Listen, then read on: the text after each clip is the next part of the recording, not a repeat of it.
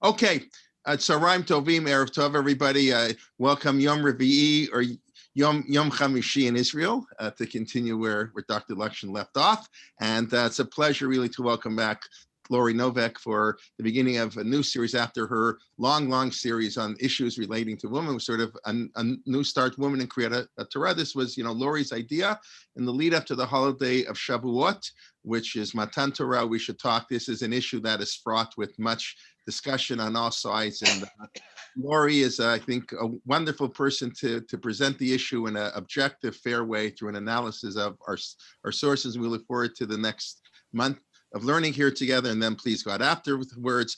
Laurie's the director and the head writer of the Racheha project of Yeshivat Har Etzion, and she's been working as a Yoetz at Halacha for many years, taught at Nishmat, where she became a Yoetz at Halacha for many years as training in fertility issues, is a graduate of Yale University, of Yeshiva University, and Bar Ilan University. I won't ask you which one you liked best, and we'll leave it at that. Bakasha, Laurie, that's all yours.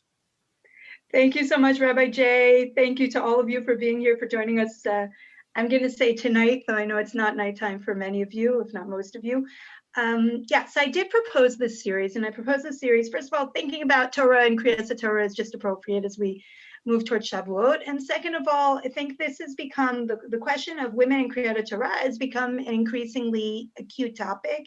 In particular, there were for many years women's tefillah groups with Keri'at Torah for women by women, and then in recent years, we've seen the growth of the partnership Minyan. And what we're going to try to do in this series is to just really unpack as clearly and as fairly as possible the sources. We shouldn't completely zone out what's happening in the real world, and we're going to connect what we see with what's going on, but we're going to build it up brick by brick. And that way we're going to have, Bezrat Hashem, a much deeper understanding to take with us as we're contemplating these issues. Tonight, we're going to start by talking about really the fundamentals of what Keri'at Torah is. Some of this might just seem very intuitive, but some of it is surprising.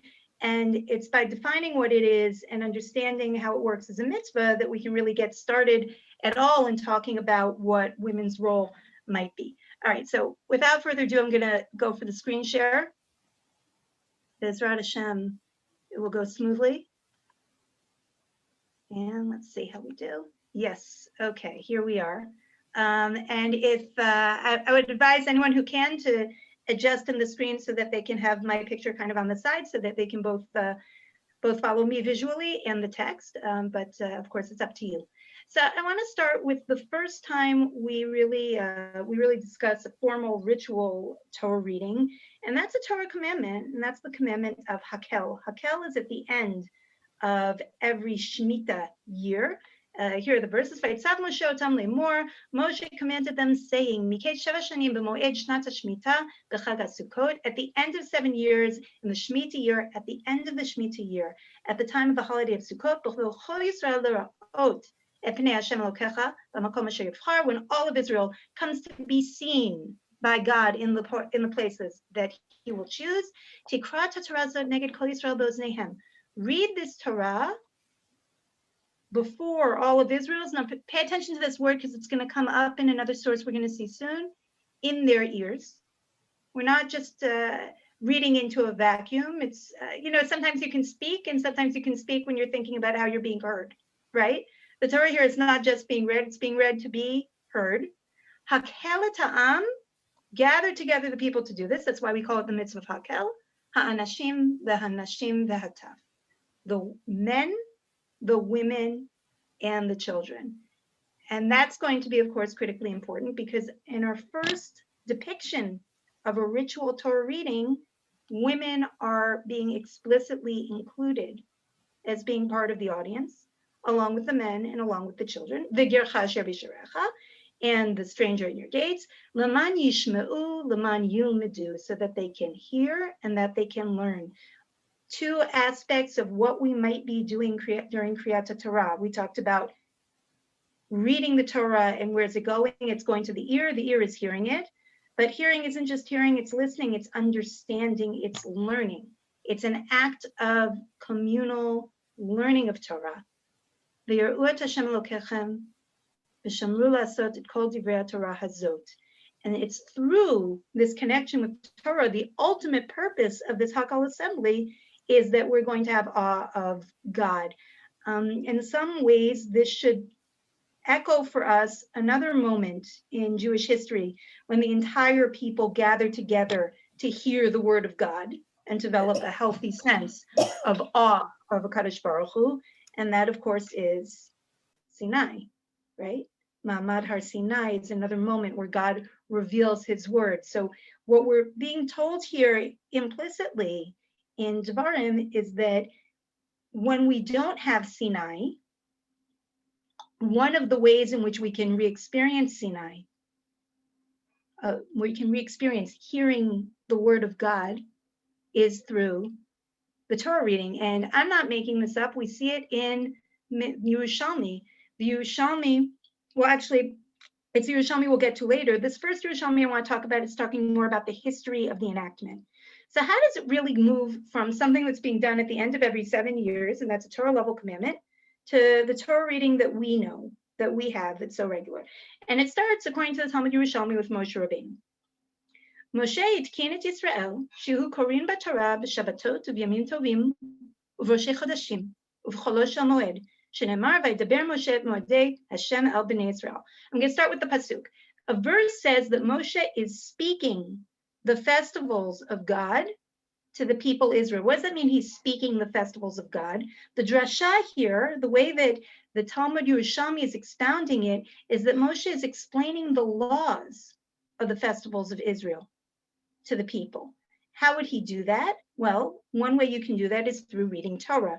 So Moshe is ensuring that the Torah is going to be read in their times so that Bnei Israel can know the laws. And what are the times? Moshe enacted to Israel that they would read the Torah on Shabbat, on Yom Tov, on Rosh Chodesh, and on Chol HaMoed.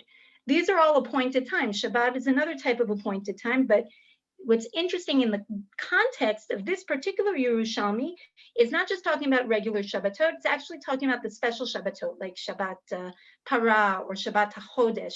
These are Shabbatot where there's a special Torah reading that, again, is giving us a sense of laws that we need to know for our practical action.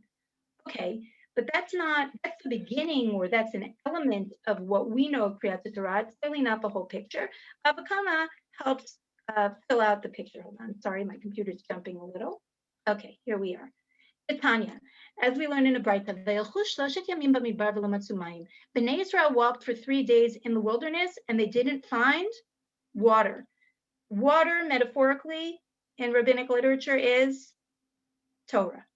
Dorshei Reshumot Amru, those who expound the verses said, Ein Maim Ela Torah. Water here means Torah. Shenemar, Hoi Kol Tzameh Lechu L'Mayim. Yeshayahu says, anyone who is thirsty should go to water.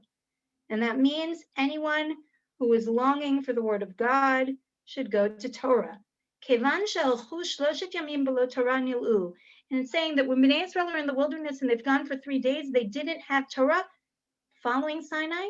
They're losing the sense of the connection to Torah. They become weakened. Amdu Navim shebenehem.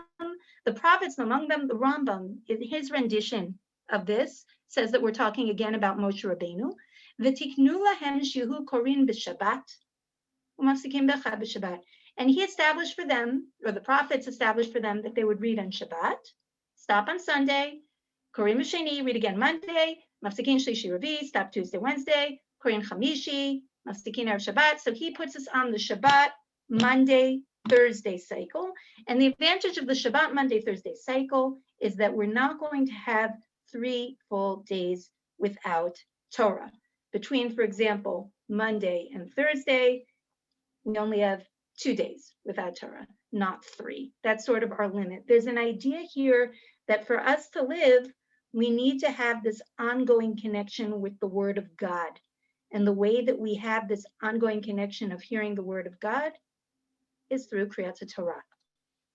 So there's that major Torah level culmination of the Shnat HaShemitah, which is Hakel, and then there's this enactment that we just saw for the holidays. And additionally, Moshe Rabbeinu as the Rambam understands the source, Moshe Rabbeinu is setting up that we're going to have a very regular connection to hearing the Torah.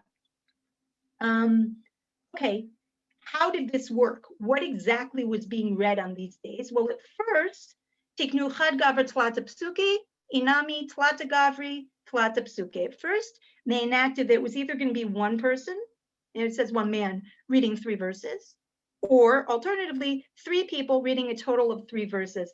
I want you to think about how long Torah reading was last week, for those of you who made it to Shul, or how long Torah reading can be for those of you who maybe didn't make it to Shul last week, but have some experience of the matter. It's longer than 3 verses usually. What is going to be accomplished in a Torah reading of 3 verses? Well, I mean, 3 verses can be pretty pregnant with meaning. If we go back to the idea we were building before about just that element of Keri'at Torah as being really just exposure to or hearing the word of God, and this is how Rav Soloveitchik explained it, and it seems that those 3 verses in that sense could be enough. You're not getting a deep subject learning. Generally speaking, 3 verses are not going to go through a whole topic or give you everything comprehensive you want to know about something. But 3 verses are enough to have that sense of, yes, revelation, of contact. Asarat Takanot Tiken Ezra. Ezra Sofer fleshes things out and gets us to where we are today. Among the 10 enactments that he made are enactments regarding Keri'at Torah. Shekorim b'mincha b'Shabbat, he added the Shabbos mincha reading. The Korim b'Sheni v'Chamishi, and you read on Mondays and Thursdays. If you're paying attention, you should see that there's a problem here. What's the problem? We previously said that Moshe Rabbeinu enacted Torah reading on Monday and Thursday. And yet now we're saying that Ezra enacted the Torah reading on Monday and on Thursday. How can we explain that? Well, the Talmud says that he added to Moshe Rabbeinu's enactment, Hu tikain tlata gavri asara psuki. He enacted that the minimum for Torah reading is 3 people. Before we said it could be 1 person, it could be 3 people. He said it's got to be 3 people at absolute minimum. And those 3 people total, rather than reading 3 verses total as a minimum, have to read 10 verses total as a minimum, which means that no individual aliyah is going to be shorter than 3 verses. So that's how it gets built up. And what's interesting is actually those 2 figures, Moshe Rabbeinu and Ezra Sofer, are both each recorded in Tanakh as having ritually read Torah. Moshe Rabbeinu, it says, V'yichtov Moshe kol divrei Hashem, v'yikach sefer habrit v'yikra be'oznei ha'am. Moshe Rabbeinu took the words of God and he took the book of the covenant and he read it before in the ears of the people. And the response is Na'aseh v'nishma. What about Ezra? Well, this one's important because in this accounting of Ezra reading the Torah, we're actually going to see a number of seeds of halachot that we recognize from how we read Torah today. In other words, when Ezra reads the Torah before the people, he already puts into place a lot of the trappings that we're familiar with. The entire people gathered together. Look at this phrase, Ke'ish echad. Does that phrase look familiar to you? We talk about them being as one person. Yeah, that's like what happens at Har Sinai when the people are Ke'ish echad lev echad, right? That we're as one person, one heart. Again, hearkening back to Sinai, he gathers them together till the square that's before the gate of the water. Vayomru le'Ezra Sofer la'avit sefer Torah Moshe asher tzivah Hashem et Yisrael. And they tell Ezra to bring the book that Moshe commanded, the book of Moshe that God commanded to Israel. Ve'avi Ezra Kohen et Torah lifnei hakal me'ish ve'ad isha. He brings the book before the people, and who's there? Assembled again, stipulating men and women are assembled there. Anyone who can understand what's being heard. And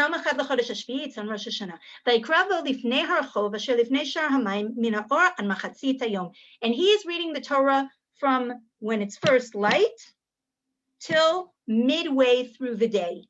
Okay, so if we started out with the conception of Moshe Rabbeinu enacting Keri'at Torah that could be at minimum 3 verses, Ezra Sofer has a half-day long reading of the Torah before the people. It's a much more substantial reading. And what's he doing? And this is clearly emphasizing more the aspect of not just hearing the word of God, but really of learning Torah. He's doing it neged hanashim, again, vehanashim ve'amevinim. He's doing it in front of the men, the women, and all who understand. And now here's that word ear again, the oznei kol ha'am el sefer Torah. Everyone present is giving ear to the Torah. He's not just reading it, it's being heard. And Ezra stands on sort of a platform made of wood. Remind you of something? It's like the first bima, right? He's on a bima reading the Torah. And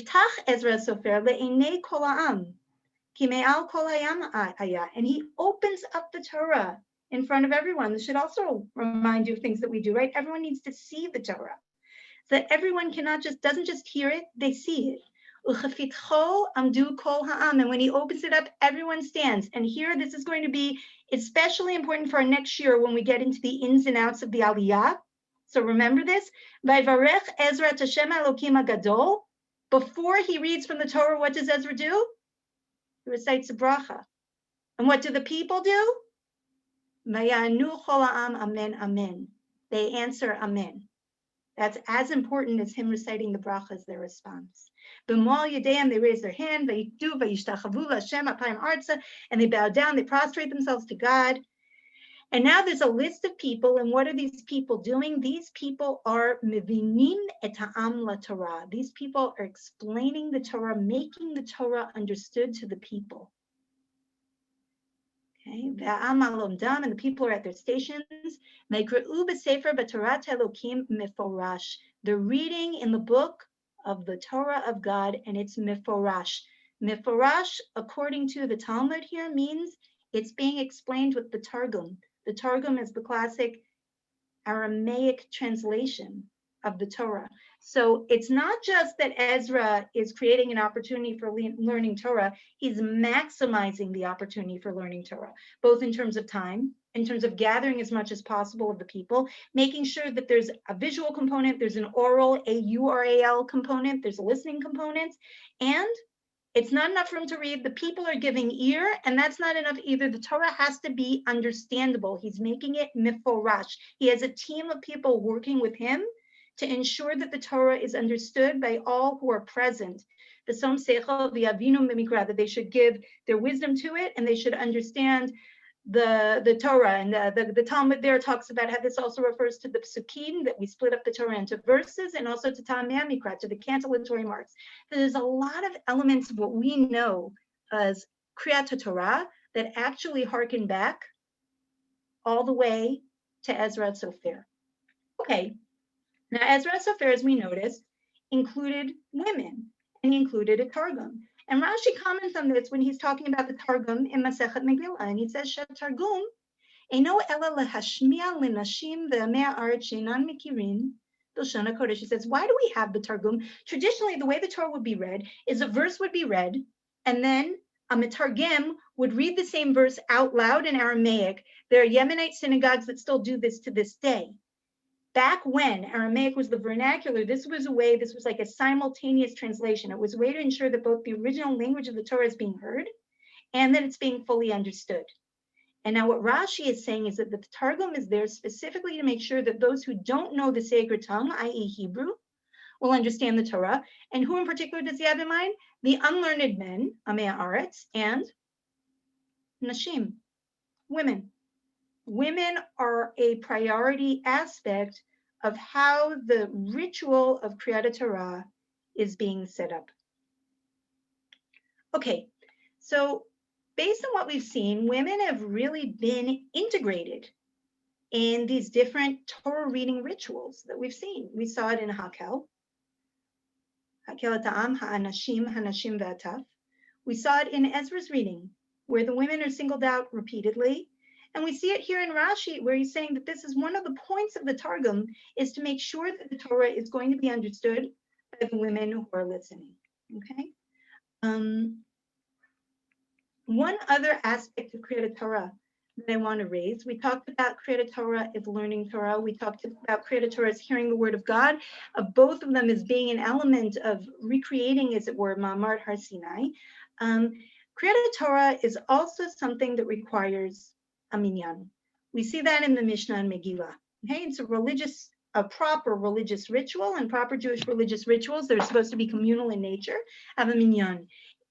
The Mishnah in Masechet Megillah lists different things that require a minyan, and one of them is ve'en korin b'Torah. You don't read from the Torah. Another one is you don't have a Ha-Torah, pachot me'asara. If you have less than 10 there, where 10 is understood to be a minyan of men. Now, what's interesting is that there are actually different perspectives on how to understand this Mishnah. One way to understand this Mishnah is that this means that Kriyas Torah is what we call a davar shebikdusha. It's a ritual of inherently sanctifying God's name through the ritual. Another way to understand this is that this is not actually per se a davar shebikdusha in Kriyat Torah, but it still requires a minyan. Why would it require a minyan? Or even if it is a davar shebikdusha, why would it be the type of ritual that would enable us to sanctify God's name? Back to the communal aspect of it. A minyan is sort of like a representative body. The idea is that when you have 10 men assembled in prayer, it's like a microcosm of the Jewish people. So the idea that you would need a minyan to read the Torah is effectively saying, as part of our aspiration to have reading the Torah emulate what happened at Sinai or recreate what happened at Sinai, we need to represent. We have to have, in a sense, the entire tzibur there. Okay. Now, the next question we have to ask, now that we understand some of the fundamentals of how the enactment got made and what some of the features are of Kriyat Torah and where they go back to, is to understand the nature of the obligation in Kriyat Torah. Okay, it's an enactment, but how much reading do we have to do in the end, and what exactly do we have to do in the reading? I mean, one thing that's sort of interesting is that the Mishnah starts telling us how many aliyot are going to be on each given day, and it's not really exactly clear at what stage that becomes part and parcel of Kriyat Torah. The idea in the Mishnah is that kol sheyesh bo, I'm not going to read this part. The idea in the Mishnah is basically that whenever there's a different level of Kedusha, a different aspect, a mitzvah aspect to a given day, it might entail an additional aliyah. So for example, we would have 3 on a regular Monday, but on Rosh Chodesh, which has Musaf, and it's not a Yom Tov, we'd have 4. On Yom Tov, which is a Yom Tov and has Musaf, we'd have 5. On Yom Kippurim, which has additional restrictions above and beyond the usual Yom Tov, we have 6. On Shabbat, where there's the prohibition of skila kicks in, we would have 7. And in these cases, in some of these cases, we can add aliyot, in some we can subtract. Now, what does it mean to have these aliyot? Who actually has to be involved for this to work? And this in some ways parallels a question we can ask about minyan. Is there an obligation? This isn't our topic, but it's something to think about in parallel. Is there an obligation for a man to daven in a minyan? It's actually not as straightforward a question as you might think. There's an obligation on the community to have a minyan take place. It's not clear if it's fully obligatory on a man to participate once a minyan is taking place. There are different views on this matter. There are those who say absolutely it's obligatory, and there's those who say that it's optimum behavior, not necessarily obligatory. So we're going to have to think about that in terms of Kriyat Torah as well. And there's something really funny that goes on in the Gemara related to Kriyat Torah, which might shed some light on this subject. It has to do with Rav Sheshet. Rav Sheshet, during Kriyat Torah, mehader ape v'garis, he would turn his head and he would be learning. Have you ever seen that? You're in Kriyat Torah in shul, or you're sitting in shul, and they're reading from the Torah, and there's someone's got their head in the sefer? You ever wonder how that comes from? So Rav Sheshet is apparently the first person who did this. Amar anan bididan v'inu biditu. He said, I'm in my thing and they're in their thing. And it's kind of curious. How can Rav Sheshet do that? The implication, and Rashi says, yeah, during Kriyat Torah, he was learning. He was doing his own learning. The implication of this is that Rav Sheshet does not think that he has an individual obligation to hear every word of Keri'at Torah, right? Because if it were obligatory, impingent on each and every individual to hear every word of Keri'at Torah, then how could Rav Sheshet, during Keri'at Torah, turn his head and learn his own thing? Well, one possible answer that's suggested later is, by later authorities, is that Rav Sheshet maybe, well, look, he was a special guy. Maybe the rules are different if you're a giant Talmid Chacham.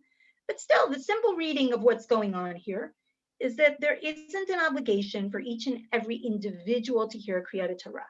And in fact, the Ramban, in his comments on the Rif and the Mishnah that we saw talking about how Keri'at Torah requires a minyan, says that Keri'at Torah is among those things that are chovot hatzibur hein.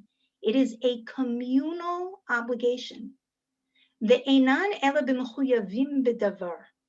And it's only for those who are obligated in the matter. If you're saying ha, that's fine. It's not clear what he means. We'll come back to it. But when it comes to Megillah, just as the community is obligated, so each and every individual is obligated. Think about Keri'at Megillah. Keri'at Megillah, if you miss hearing words of the Megillah, we understand that you are not Yotzei. You have not discharged your obligation, right? It's clear that Megillah is an individual obligation. Each and every person is obligated actually to read the Megillah through the principle of Shomea Ka'oneh, that someone hearing someone read could be tantamount to saying it themselves. We count the people who hear it from someone else as though they've read it themselves, but that's an individual obligation. Ramban is saying Keri'at Torah is not like Keri'at HaMegillah in this respect. It's a communal obligation. There isn't an obligation for each and every individual to hear every word of Keri'at Torah. There just isn't. At the same time, and this is what's a little tricky, he says that this is an obligation that's only for those who are mechuyavim b'davar, obligated in the matter.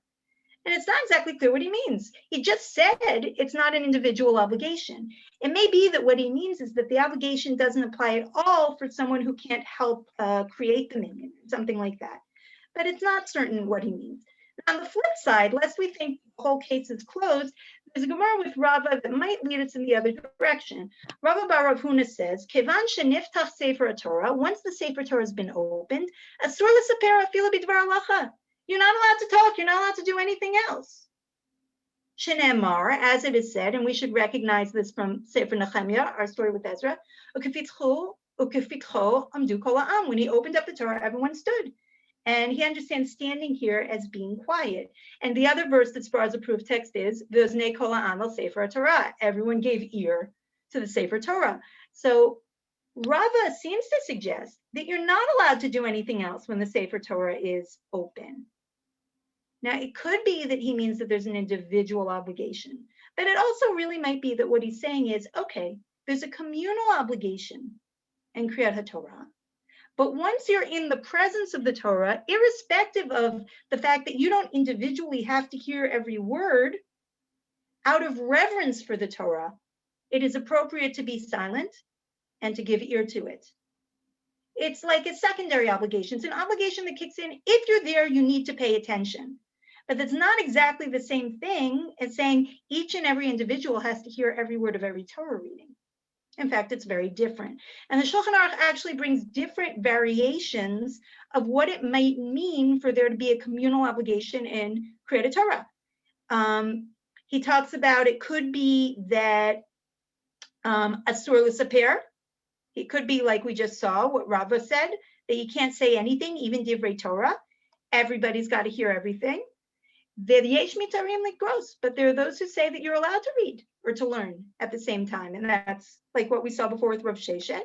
V'yesh omrim she'im yesh yud ditzaiti mesimim livam l'sefer Torah mutar l'saper. And there are those who say that as long as there are 10 paying attention, it's okay to talk. What's the idea? So the range of opinions is basically, you could say that it's a communal obligation. So what it means is that we have to make sure that our community has a kosher Torah reading with a minyan. but there's no obligation on each individual to hear all the words of the Torah. Or you could say that when you are in the presence of the Torah, irrespective of that, you must hear everything. You must listen.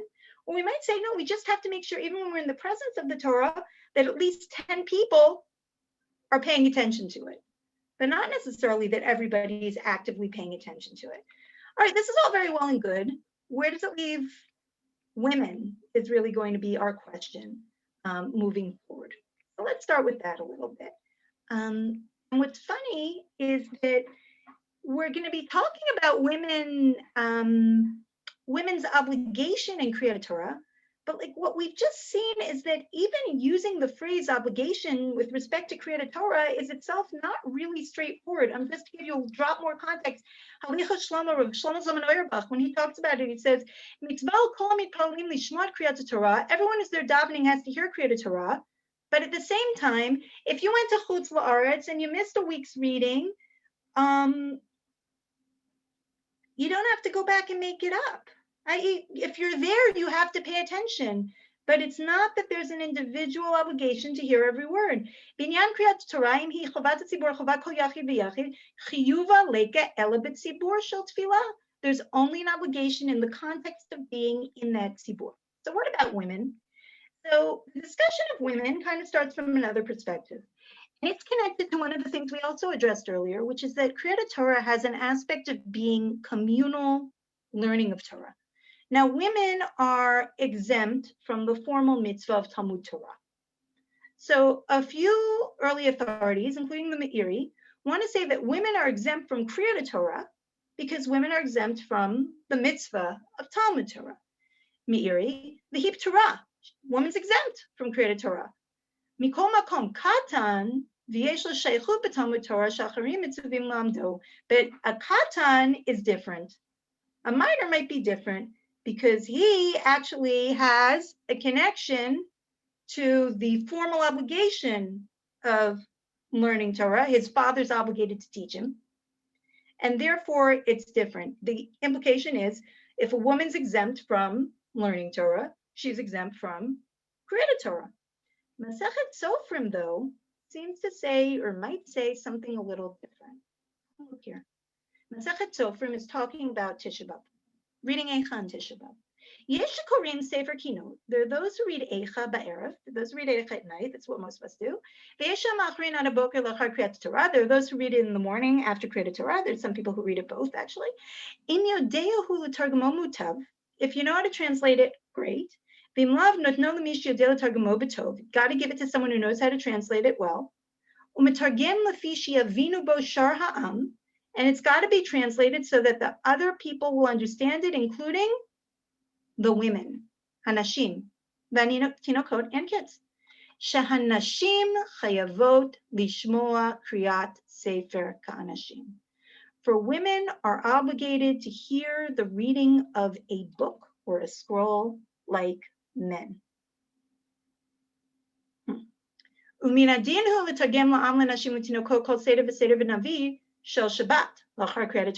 therefore, the halacha is that you've got to have the targum after every reading of Torah and Ha-Torah after Kriyas Torah, right? Which is what we were talking about earlier. Rashi we saw was talking about the targum as being important, particularly to make sure that women could be connected to Kriyas Torah. So Masechet Sofrim is actually coming from another perspective and saying, no, sounds like he's saying women are obligated. Now, it's a little tricky here because in the beginning, he was talking about Eicha. And in the end, he's talking about the Shabbos reading. And the bridge in the middle isn't crystal clear. When he says, Shenashim chayavot lishma kriyat sefer kanashim, is he still just talking about Eicha? When he's saying women are obligated to hear, is he still talking about Eicha? Or has he kind of broadened his perspective to also be talking about the Sefer Torah? The Magen Avram, who's major halachic authority on matters of Orach Chaim, of day-to-day life, says that women, in fact, are obligated in hearing Keri'at Torah. Again, this is a funny thing to say because, as we've discussed, it's not exactly simple to talk about an individual obligation to hear Keri'at Torah.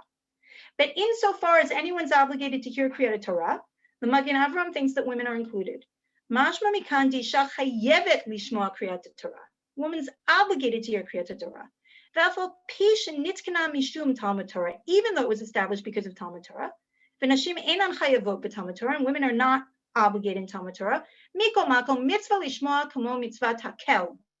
Women are obligated to hear it just as women were obligated to hear a paradigmatic ritual Torah reading, Hakel. And then he quotes Masechet Sofrim. So Magen Avram seems to think that women are obligated, but there's something at the end that kind of undercuts what he's saying. The Khan here is Poland. Nagu anashim latzeit chutza. The custom of women is to go out. And it's really hard to know what he means by the custom of women is to go out. I mean, literally, we understand what it means. Apparently, in Magen Avram's community, Kriyat Torah would be about to begin, and the women would leave for Kriyat Torah. They would leave shul. Almost like picture, like people leave for Yisker. This would be a time in shul when women would step out of the shul. Why would women step out of the shul in Kriyat Torah? It's not clear. Maybe they're stepping out. Rav Henkin suggested that they're stepping out because maybe they don't have conditions that are going to allow them to hear or understand the Sefer Torah, i.e. if the Targum is not being said out loud anymore because it's pointless because the women in Eastern Europe are not speaking Aramaic. So there's no translation of the Torah happening. Or perhaps the conditions of the Ezras Nashim are such that it would be difficult to be able to hear the Torah reading out in the Ezras Nashim. Even nowadays, sometimes we have that situation, right? That women can't hear the Kriyat Torah well from the women's section. Maybe it was effectively just a sense for some women of it being pointless to remain. You're there, you can't hear anything, you can't understand anything, as opposed to prayer where you are, you might be reading a text or reciting a text or repeating a text. With Kriyat Torah, it would be a different dynamic. So maybe that's what's going on. It's really speculative. The thing is that once Magen Avram says that the custom where he is that the women are leaving, it's pretty clear that he's not being 100% totally insistent on his initial point that women are obligated in Kriyat Torah. Because if he were, he would have to say that custom is not okay. We need to fight that custom. It might be that what he really is trying to say, and this was suggested also by Mori Rabbi Rav Henkin Zatzal, it might be that what he's trying to say is when women are in shul, women have an obligation to listen to Kriyat Torah. We saw earlier the discussion about there being a communal obligation, but possibly also an obligation on someone who's in shul to listen out of respect for the Torah. So what he might have in mind is if women are in shul already, the women need to listen, no chit chat, right? Pay attention, but that would leave room for women to leave because it's not necessarily obligatory per se for the women to hear Kriyat Torah. It's just that once they're in shul, that din, that halacha, that if you're in shul, according to some, if you're in shul, you really have to listen, the not Rav Sheshitz of the world, then according to that, it would be inappropriate. So maybe that's why the women were actually leaving. It's hard to know for sure, but it kind of undercuts his claim that women are fully obligated. And of course, the other thing that really undercuts the claim that women are fully obligated is that it's not so clear-cut what we mean when we say that it's an obligation.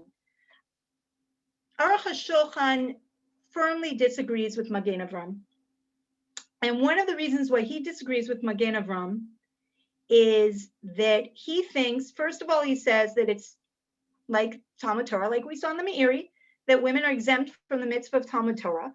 And then he actually says that Ein Lacha Zman Grama Yoter Mizo. He actually considers Kriyat Torah to be a mitzvah taseh Zman Grama, a positive time-bound commandment from which women are exempt. It does come at specific times. It's not 100% certain that that has to be the case. For example, Rav David Auerbach in Halichot Beita suggests that, wait a minute, it's not a mitzvah taseh Zman Grama on Shabbos because on Shabbos women are obligated in all the mitzvahs of Shabbos. That overrides exemption from positive time-bound commandments. So it's not certain, as the Aruch HaShulchan puts it, but he's advancing a second reason. So one reason to say women are exempt is exemption from the formal mitzvah of Talmud Torah. Second reason to say women are exempt is it's Zman Grama. He furthermore questions or challenges the comparison to Hakel, which he really thinks is a special thing that we can't generalize from. And we certainly could challenge the reading of Masechet Sofrim since it might have been talking about Eicha all along. And then if we add to that the fact that defining the mitzvah as an obligation isn't so sure, it's very hard to find anyone who halacha l'maisa says that women are fully obligated to hear Keri'at Torah every Shabbat. Rav Herschel Schachter of New York, Shlita, points out that even according to those who disagree with Magen Avram, which is a wide swath of the poskim, that women don't have to hear Keri'at Torah. If women come to shul, ilu ba'u levet knesset, hayu mekaymot al kol panim mitzvat Keri'at Torah, b'torat ena mitzvah ve'osa. You'd say, in any case, if women are in shul and listening to Keri'at Torah, there's still a kiyum of the mitzvah. There's still a mitzvah fulfillment. We can say this about men as well. Even if we say, no matter who we're talking about, if we're saying you are not individually obligated to hear every word of Keri'at Torah, there's still a possibility that that person, if that person is actually listening to the full Keri'at Torah, that they have fulfilled a mitzvah, even though they weren't specifically obligated to do it. So that's what Rav Schachter says about women in shul. There's a value to women hearing Keri'at Torah. This is actually going to lead us to our first really practical thing to derive from this, and this comes from Halichot Bat Yisrael, a classic work by Rav Fuchs. He talked to Rav Elyashiv, and Rav Elyashiv was talking about his. You ever seen this? A woman comes late to shul, and she starts davening, and she davens through Keri'at Torah. You ever see that happen? Like Keri'at Torah is happening, and the woman came late to shul, and she's davening Shacharit and Keri'at Torah. So Rav Elyashiv said that's mutter, but he actually doesn't say that's mutter in a global way, which I think is what a lot of people think. He says that's mutter in a specific situation. If what we're talking about is that a woman is otherwise going to miss the opportunity to say Shmoneh Esrei within the parameters of time set for tefillah, then it is appropriate for her to say her Shmoneh Esrei during Keri'at Torah. However, if that's not the case, if in fact she can still listen to Keri'at Torah and say Shmoneh Esrei afterwards, or if she could have organized to start with, that she could have heard that she could say Shmoneh Esrei without it conflicting with hearing Keri'at Torah, he's in favor of that. Even if he's not explicitly saying what Rav Schachter is saying, he's saying something similar. This idea of kavod Torah, this idea that when you're in the presence of the Torah reading, there's a value to hearing it. This is going to apply to women as well. So there's an out in a specific case where a woman otherwise is not going to be able to finish a davening. But generally speaking, if a woman's in shul and there's Keri'at Torah, a woman should really be listening. Okay, and that's irrespective of the question of whether there's, she has to go to shul every Shabbat. Just in the mechitza thing, I always love mentioning this just because I love it. This is a picture of the synagogue from the Kochini Jews in Nevatim, Israel. And here what you see is the stairs going up to the women's section, and in front of the women's section you see a bima, and they actually read the Torah from the bima in front of the women's section. And they do that, they say, for two reasons. One, a sort of recreation of Ma'amad Har Sinai, right? You're actually, imagine that, like you're in shul and the Torah is really going up and it's being read from on high, as it were. Second, so that the women can really hear the Torah reading. Actually, in that community, the women were especially learned in that community and passed on a lot of Torah. This is very striking to me because I think it gets to something that we don't talk about enough, which is what could we do in our shuls to make Kriyat HaTorah more accessible to women? Imagine what the statement, I almost get teary when I think about it, which is crazy. Imagine the statement it makes to women in a shul like this, when for Kriyat HaTorah, like a special effort is being made to ensure that they can hear it really clearly. Like that, it's every week in, week out. This is part of the ceremony, and how it's conducted for everyone is something that's going out of their way, that's making it more accessible to the women. On some level, what we saw in Rashi, what we saw in Ezra about the Targum and singling out the women, it's there also, right? It's a similar spirit. This idea that's something to keep in mind. So irrespective of this question, are women obligated? Women can't make up the minyan. And if the obligation is to help make sure there's a minyan there, it's not clear how a woman would do that, right? women are exempt from the formal mitzvah of Talmud Torah. But aside from that whole discourse of are women technically obligated, whatever this obligation of hearing Keri'at Torah is, aside from that, I think there's a lot to think about within our communities, aside from even the discourse of whether a woman could participate in the ceremony, which is what we're going to be discussing as we move through this series. There's a lot to talk about what could we do with what we have already to maximize it for women. Okay, I need to leave some time for questions, but there's a little more I want to cover before we stop. So the thing I want to talk about before we stop is this is going to be our first peek at a source we're going to see a number of times over the course of these shiurim. And this is a source that says that women, in theory, could count towards reading the Torah. Now, as we'll learn, initially, there isn't a distinct aliyah from reading the Torah. The reader is going up, and what we will call an aliyah is something the Torah reader is doing themselves. Now, a Braita says in the Talmud, Hakol olim leminyan shiva, everyone counts toward the number 7. There are 7 readers on Shabbat. Everyone can count as one of the 7 readers. Afilu katan, afilu isha, even a minor, even a woman. Aval amru chachamim, but our sages said, isha lo tikra b'Torah mipnei kvod hatzibur. A woman should not read from the Torah because of kvod hatzibur, the honor of the congregation. This is a really loaded source. We will spend a lot of time on every word unpacking it. We're not doing that yet. But what I want to notice right now is that there's something a little striking here. We've just established that it's not exactly clear what the nature of this obligation is, but to whatever extent there is an obligation, aside from needing to show honor to the Torah and listen to the Torah when one is present, women are not considered to be obligated in Keri'at Torah. If that's the case, how is it that a woman could even theoretically be counting as one of the readers of the Torah? Do you understand the question? Usually when we talk in halacha about discharging someone's obligation, what we have in mind is someone has to be obligated on an equal or higher level in order to discharge another's obligation, right? Here, we've said that women aren't obligated. How can it be then that women are going to read the Torah for the tzibur?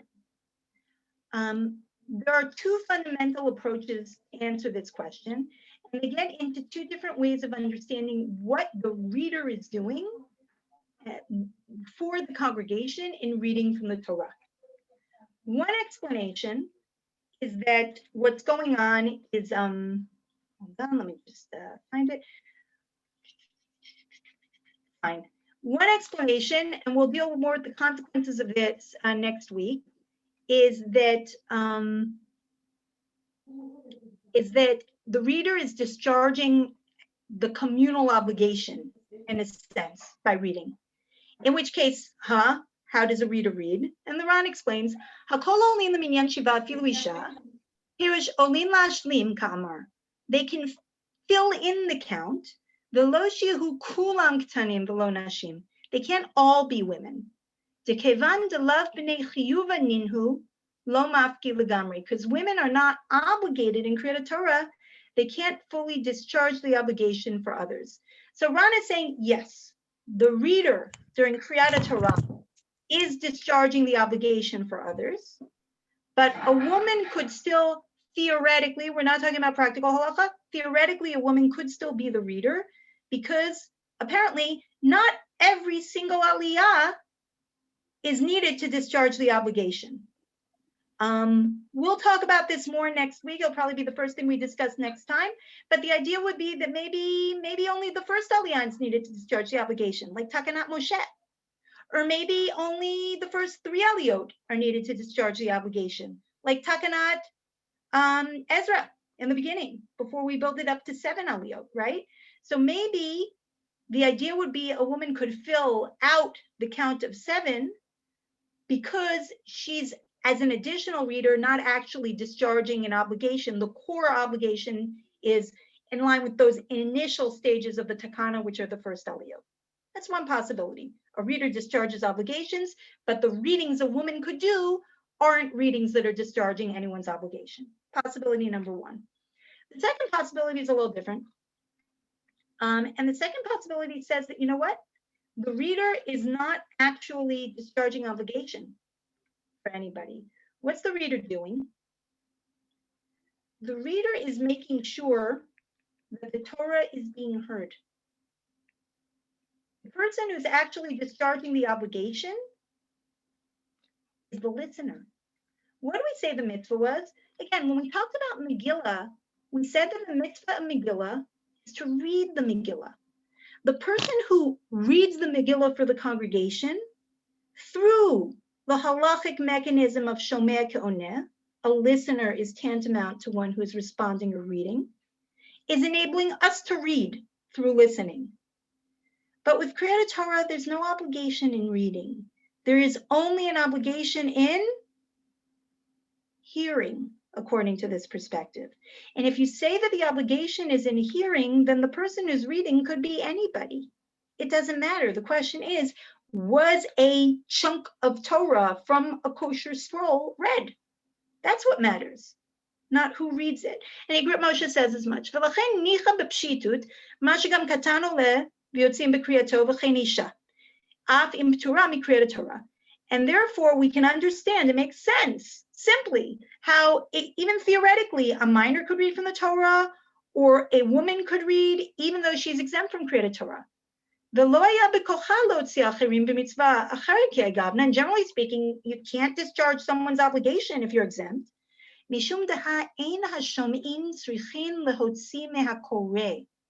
The people who are listening don't need to discharge their obligation through the reader. It's their listening. They are discharging their own obligation by hearing it. They do that for themselves. Okay? So it's saying that in theory, a woman could read from the perspective of she's creating those audio waves of a human voice reading from the Torah. And that's what's needed, not discharging obligations. So those are two different views. And those views actually do become relevant. We'll pick up with this next week, because one of the things that's kind of interesting, at least in partnership minyanim, when they're talking about, when they're talking in partnership minyanim about women reading from the Torah, is, are they being careful about which aliyot or how many aliyot a woman is reading? Here, as we see, it's not so simple, even if, and we're not there yet, it's a big discussion, even if we were to get to a place where we could say that women in practice would be able to read from the Torah, it would not be so simple to say that that could be every aliyah. We have to look at those sources more in detail. We'll start with that next week. Oh, wow. I see here that Rav Dr. Aryeh Frimer is present, and to which I say, wow, because Rabbi Frimer is a pioneer in researching these topics. You'll see on the source sheet that I sent that he's listed in the bibliography. He's done a tremendous amount of work on this, and you know, it's I don't know what he could possibly be getting out of this year, but thank you for being here, and I'd be interested in your comments. What I hope we've seen today, just to summarize, and I'll take some questions, is that we have this mitzvah, which is this opportunity to kind of recreate, to really re-experience the revelation from God. The models that we have discussed in Tanakh are models that take into account, the presence of women in the community and the importance of women being a part of that experience, much as women were part of the experience of hearing God at Har Sinai. We were part of the experience at Hakel, and we were part of the experience at Ezra's reading and for the Targum. We've seen that that doesn't necessarily translate into women having an obligation in Keri'at Torah, both because talking about someone having an obligation in Keri'at Torah is not so simple. It's not crystal clear what that means.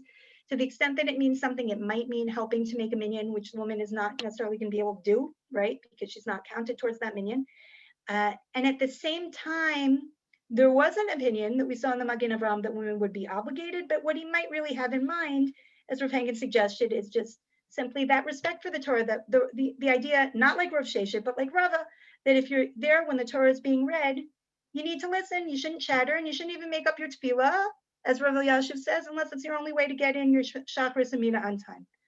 All that being said, we do have this really intriguing Braita, which we're going to look at much more closely in the future, and in Masechet Megillah, about the theoretical possibility of women reading from the Torah, and also Chachamim saying that women can't read from the Torah. We have to look at all those pieces.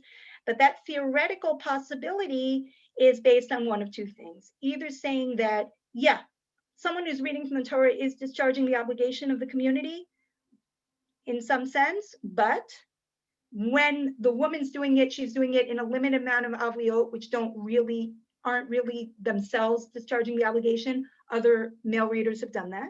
That's one possibility. Or possibly number two, a woman could theoretically read, because what we need is those human vocal waves having read from a Torah that other people hear. And the key actor in the mitzvah, in this case, it's not like Megillah. The key actor in the mitzvah is you listening. And one last thing, because that's a really important point that we're going to take forward, the active participant in the mitzvah is you listening, right? So what that means is that when someone is listening to create a Torah, sometimes there's a sense that the only person who's active is the person getting an aliyah or reading from the Torah. That's actually not the center of the action. The center of the action, the essential moment of what it is in create a Torah, is you giving ear. That's the fulfillment of the mitzvah of create a Torah. And that, even if it's not obligatory for women, is something that's accessible for women. We fulfill that mitzvah too, every time we're there, and we really give honor and ear to the Torah. All right, thanks. Let's take some questions. Okay. Rav J, do you want to help? Yeah, I'm happy to do it. Harass of chat. Okay. So I'll throw in. Thank you very much. Yes, Koach. Okay, a lot of them are comments, not so much questions. You can comment on them as you like. I guess somebody pointing out, when did the psukim and the chumash rephrase them? Come. I think that's in other words, 3 psukim. We today have psukim, but it's always. I think there was always a tradition when psukim were. I don't know if that's and also the same. Somebody pointing out was there's also, when did Onkelos live? Ezra is referring to Targum. If we assume Onkelos lived in the time of the Tanaim, then which Targum exactly are they referring to? Maybe there was an unofficial Targum. I don't know. I don't think we had an official Targum before Onkelos. I don't know if you want to comment on that. Yeah, I don't think there was an official Targum earlier, but I honestly don't know. I don't know how to answer that really exactly. And who says the Targum was in Aram? He had a whole team of people who were being Metargamim, and it sounds like it was sort of ad hoc on the spot, making the Torah understood at that first stage with Ezra. But I'm not certain exactly how it all fits together. Okay. I didn't understand the question about the 3 verses. I think somebody's saying, how do we know where 3 psukim are? If you open up a chumash, there's no break in the psukim. But that's an old tradition.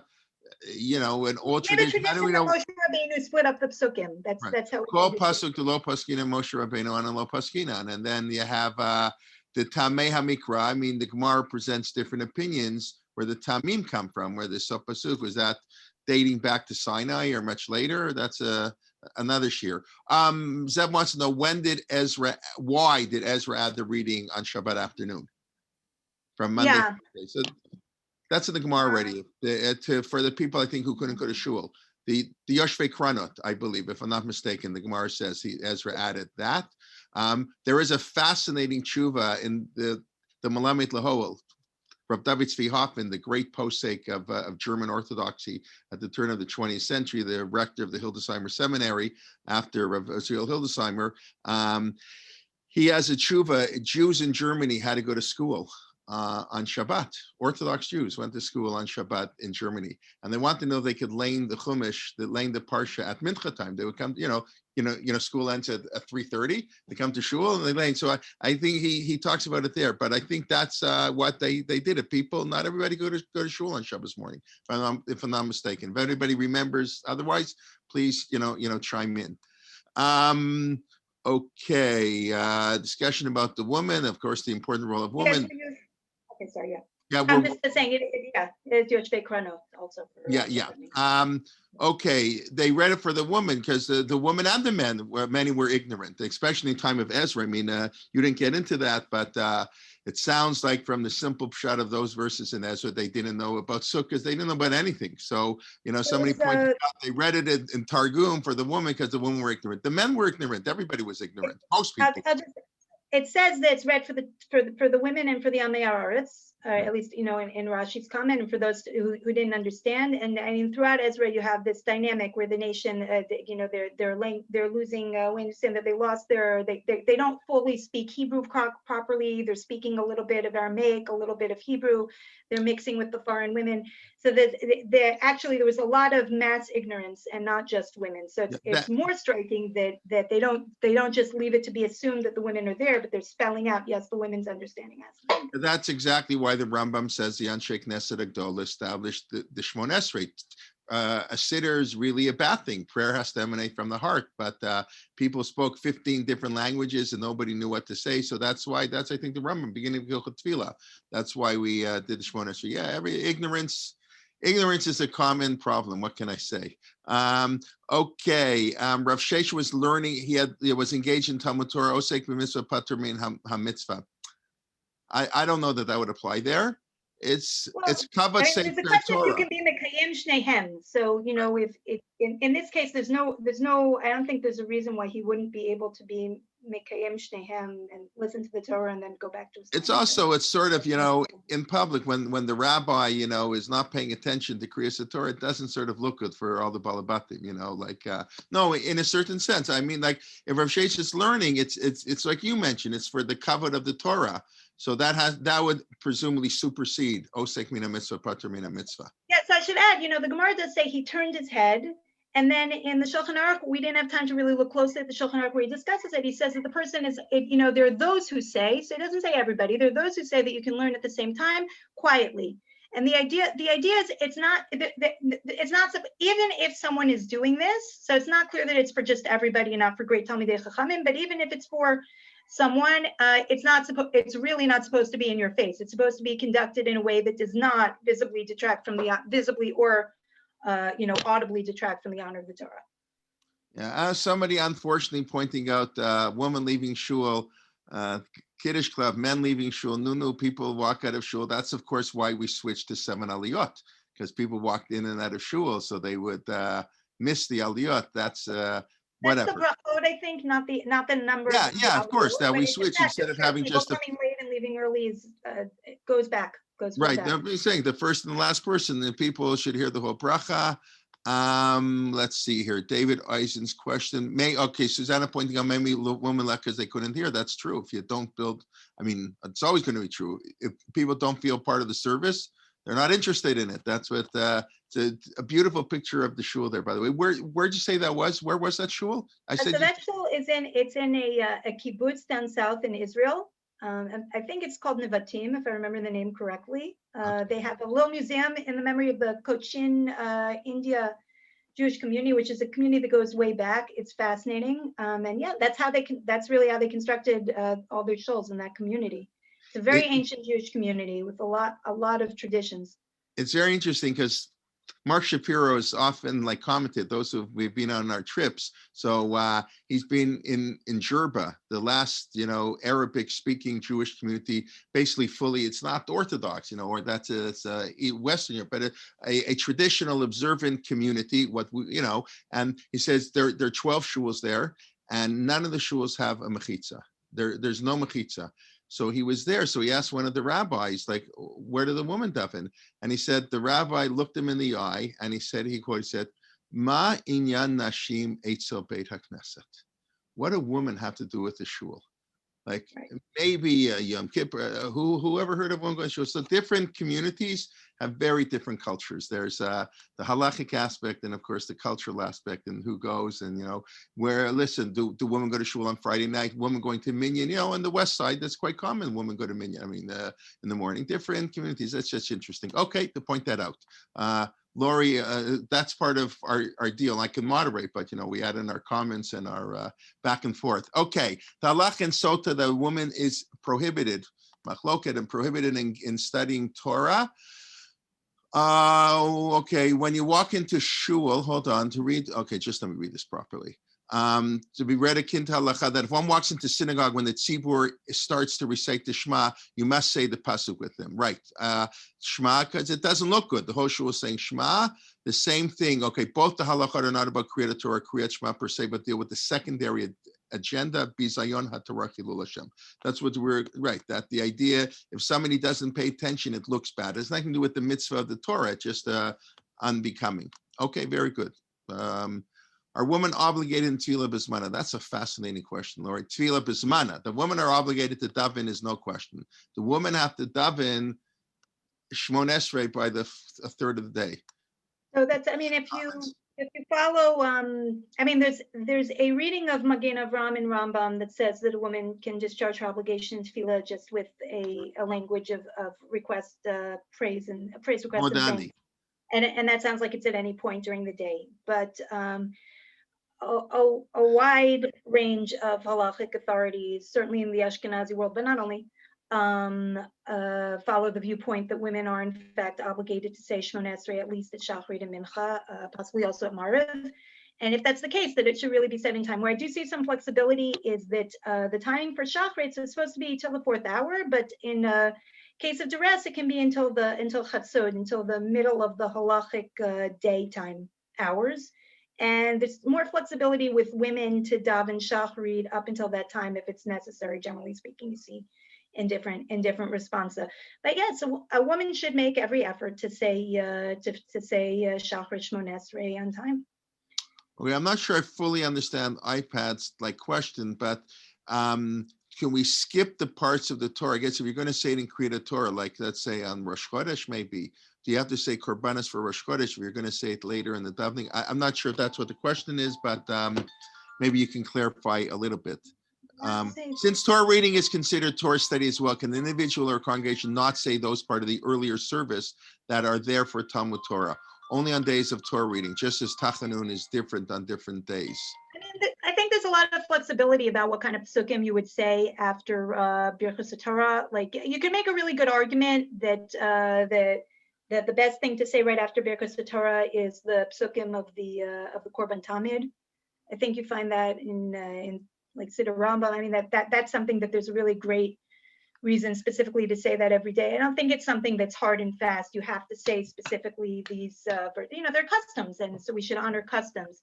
But I'm not familiar with saying that because we're going to hear Torah reading, we're not going to say psukim right after Birchas Torah. Because I think traditionally the idea is we do want to engage in Torah reading right after Birchas Torah. It's an entree to that, and we want to fulfill what the bracha is talking about at earliest opportunity. But so I'm not familiar with that idea, that suggestion. Okay. A katan is listed before Isha. That's interesting. You can comment on that. What I find fascinating is the Gemara says about Isha lo tikra mifnei kvod hatzibur. The Gemara never says a word about a katan not reading. We're going to talk about I assume that. You'll talk about that in the future when we get into the Breita. But okay, I assume so. Is that we already saw a little bit when we looked at the Meiri, and the Meiri mentioned how there's this distinction between the woman and the katan, that the woman is not obligated in the formal mitzvah of Talmud Torah. Again, it's a mitzvah she can fulfill, but that she doesn't have an obligation to fulfill, aside from learning the halachot that apply to her. But a katan does have that connection even before the katan is really obligated in mitzvot, because part of the mitzvah of Talmud Torah is for a father to teach his son Torah. So the katan is sort of already in that picture in a way that a woman is not automatically in the formal Talmud Torah picture. And one of the things that's undergirding that assumption is that there's an element of what's going on in Kriyas Torah, which is Talmud Torah writ large. That's not the only thing that's going on in Kriyas Torah, but it's an aspect of it which can inform how we look at the different possible players in what we're talking about. We had to rush through the end. We're going to come back, Bezrat Hashem, and fill in a little bit more about what we started to touch on at the end of this year. David Eisen's pointed out that probably a kata might mean a ktana also. That's just an interesting point in the context of the Gemara. Afilu katan, afilu nashim could mean afilu ktan, ketanot. Okay, interesting. So I haven't seen anybody suggest that explicitly? You know, I remember Friber is here. Maybe he sees someone talk explicitly about a katana. I certainly haven't. But look, if you would, it would be one of the sources we skipped over is Rivash, and which is a very important source. He's a student of the Ran in 14th century Spain. And he basically says that even this theoretical possibility of a minor or a woman reading is not an ideal. It's because it's not necessarily simple for a shul to find 7 different people who can read from the Torah. Before the institution of the Baal Koreh, even we're talking about anyone here who has ever had experience trying to recruit someone to read Torah for shul nowadays might know a little bit what that kind of thing might mean. So he's talking about this already as being something that's pushing past what ordinarily might be how the shul would fill out this role, especially given that women aren't counting towards the minyan for Keri'at Torah.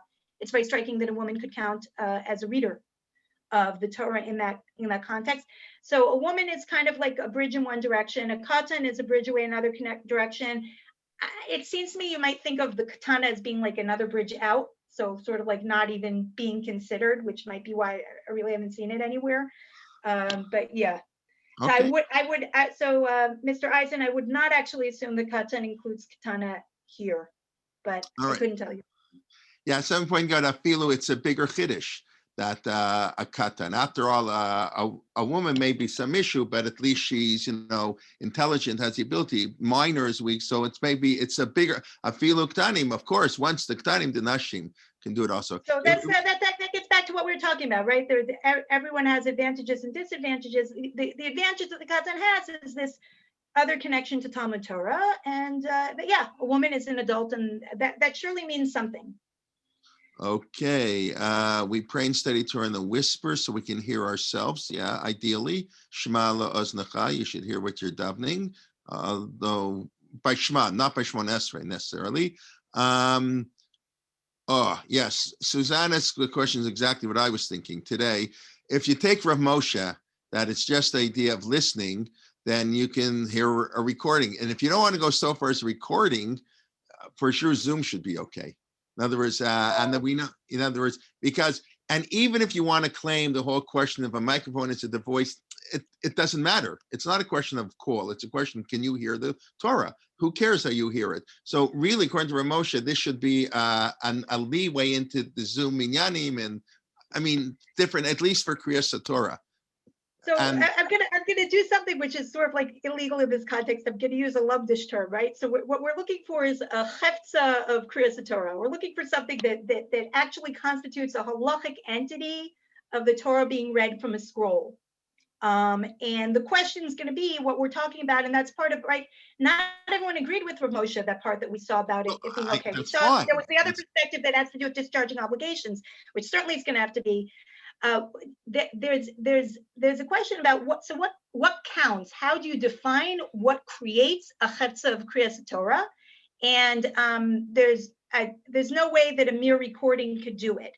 The debate about microphones is precisely if the microphone has taken, because it's not just amplifying the voice, it's actually electrically, the transmission process is actually changing the voice. So you're not actually hearing the individual's voice, you're hearing the electrical signals having transmitted it or transformed it.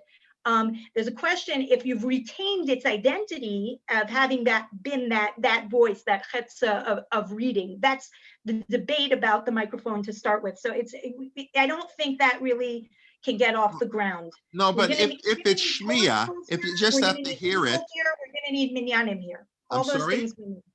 We need the Torah scroll, we need people, we need a minyan. Right, but once you have that, Zoom should be fine for the mitzvah. You heard Keri'at Torah Monday and Thursday. You log on to a minyan, or there are 10 people in shul. Now in Ontario, we're only allowed exactly 10 people in a shul, no matter how big the shul is. That's it.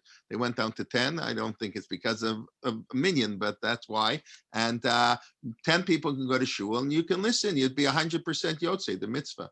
I think that's part of the debate. That's really, okay. That's what I'm saying. Okay. It's not like it was simply resolved. What we have, so let's say, for example, in the case of Megillah, where the stakes are in a sense, the stakes are higher in Megillah, right? Because in the case of Kriyas Torah, you have a minyan, they read the Torah reading. We could say that as a community, we're cool, we're done.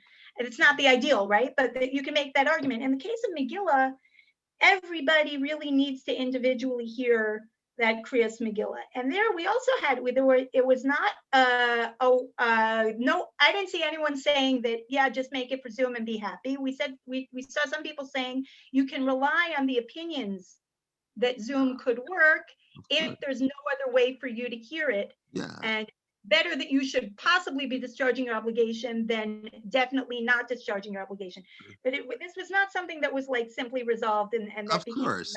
And know, it's the same question not that to mention that you have the lag in time, which is kind of an issue, or things, as we know, unfortunately, from past experiences teaching your Torah motion, your computer breaks down for a second, or you hear the echo. It's like, it's not so simple. It's not so simple. But it's the old question, Havdalah on the phone for, your grandmother can't, that's a common, same question. Okay. Yeah. Often we don't have a choice. We rely on these opinions. All right. Let's try to wrap up soon. I don't want to keep you too much longer, but I appreciate it. Okay. Let's see okay. People pointing out they love the shir. Great. Okay. Very, very nice, which is good. I agree. What does Torah Zot? I'm not sure what you're referring to yet. All right. You're talking about the mitzvah by Hakel, right? So the Mishnah talks about, I think that's what you're talking about. How much you read? It's not the whole Torah. It's not the whole Torah. It's parts of the Torah. And I'll give you a better conundrum. When it talks about they went 3 days and they couldn't live without Torah. So Moshe Rabbeinu was mitaken Kriyas Torah, right? And this is the very beginning of the journey in the wilderness. The Torah is still happening. What was he mitaken that should be read? These things are not, they're not easy questions. I mean, there are all different opinions also about how is the Torah given? Was it given piecemeal? Was it given all at one time? Right? There are things that we're not going to be able to totally resolve. He could have also been, I just can't answer them. He could have done it at the end of his life. I mean, okay, that's a side question, but the takana to read 3 days every 3 days could have been done the last day of his life based on what's written earlier in the Chumash. He's making a drasha. Wasn't that he did it at that time? But okay, we can discuss another time. Okay. Mel pointing out a very important principle that's also complex a little bit, but osek b'mitzvah, pater mitzvah involved in one mitzvah exempts you from another does not apply if you're learning Torah, because the whole point of learning Torah is to teach us what mitzvah to do. So I can't say I'm learning Torah, I don't have to do a mitzvah. That's again a broader discussion. I think that's I'm not sure that's always the case. If can do it, that's a big halachic discussion. It depends if the mitzvah needs specifically you to fulfill it, or if other people can fulfill it. Right. That's part of the discussion. The nature of the other mitzvah to be fulfilled, but you're right that there's this is itself a discussion that deserves attention. Yeah.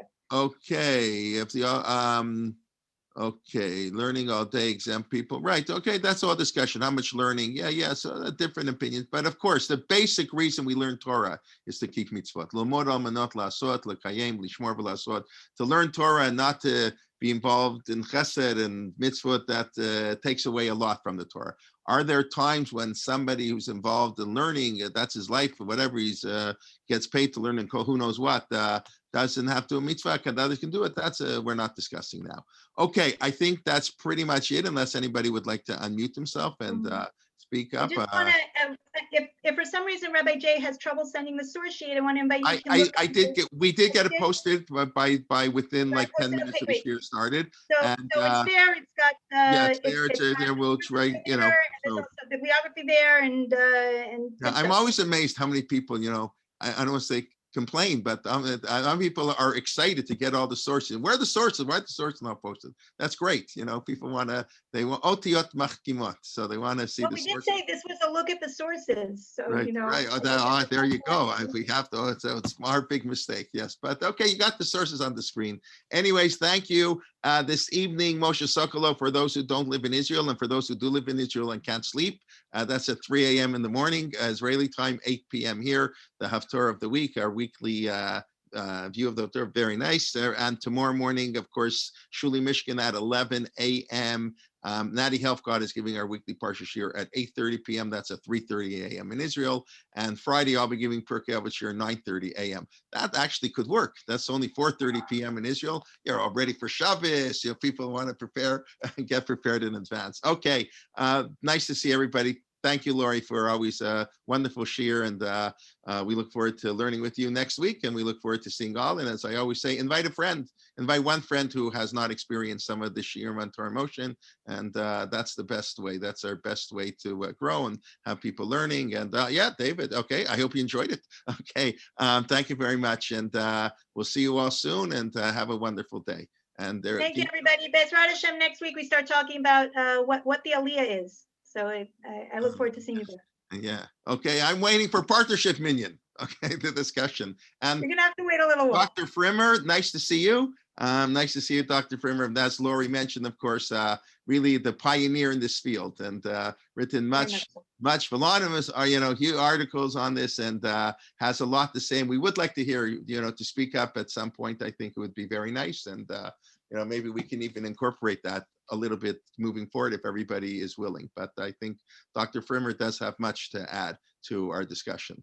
Rabbi Frimmer, I'm going to ask Rabbi Jay to pass my email along to you just in case if there's any. I'm happy to hear comments, questions. I hope I have your email, but if not, Dr. Frimmer, from years ago, I should have your email, right?